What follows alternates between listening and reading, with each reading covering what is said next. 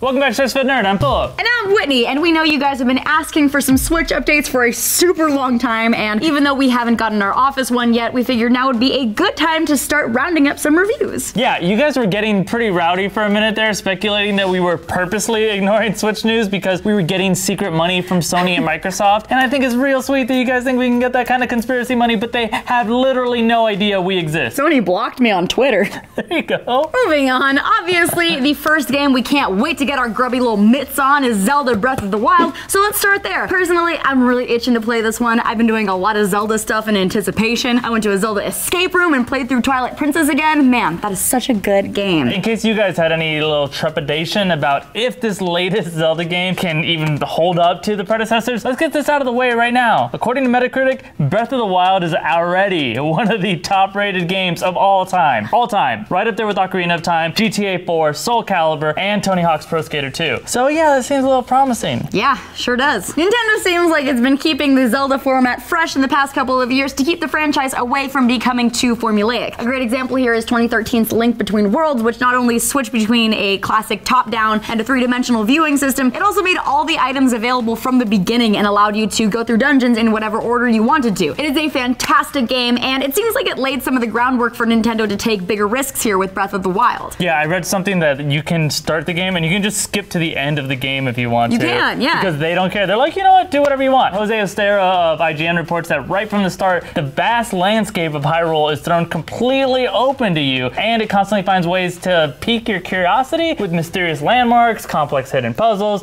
enemy camps to raid for treasure and weapons. The fact that you can tackle any one of those things at your own pace, and you almost never get pulled back to the main path, is really liberating. But the way all of Breath of the Wild systems fit elegantly into a complex, light survival game is even more impressive. Experimentation is also going to be big in Breath of the Wild. You can expect to really use your imagination tackling things from enemies to everyday objects. Things in the wild respond to fire, electricity, and magnetism the way you would expect them to, which I can only imagine will lead to a lot of really fun problem solving.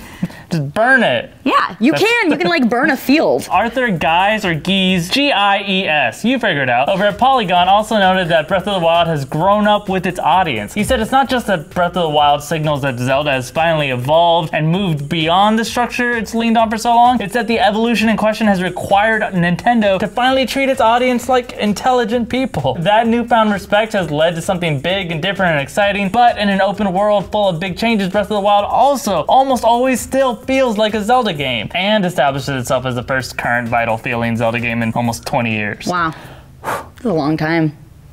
So we know by now that the game is visually stunning and appropriately ambitious, but what about the control mechanisms for the new Switch? To me, that seems like one of the most important factors since you need to buy a whole new system just to play it. Unless you have a Wii U, but nobody has a Wii U. They're not even making new ones. The general sense that I'm getting from all the reviews is that it's actually pretty great, especially because there's no need to utilize the motion controllers. Like, I personally love swinging around my little Wiimote, but I get that sometimes you just want to press the right buttons to go where you want to go, you know what I mean? A minor criticism on the controls courtesy of Arthur, let's go with Gies again. While the controls are generally excellent, especially on the Switch's Pro Controller, the camera can occasionally be a real jerk, particularly while using a bow around trees or fighting multiple enemies in tight quarters. And from a technical perspective, while Breath of the Wild is beautiful, playing the game docked on my TV often resulted in severe frame drops. It was never unplayable, but it was distracting. So there you have it. I guess so far the Breath of the Wild gameplay seems like a total win. Everybody and their mothers are gushing all over the place about it.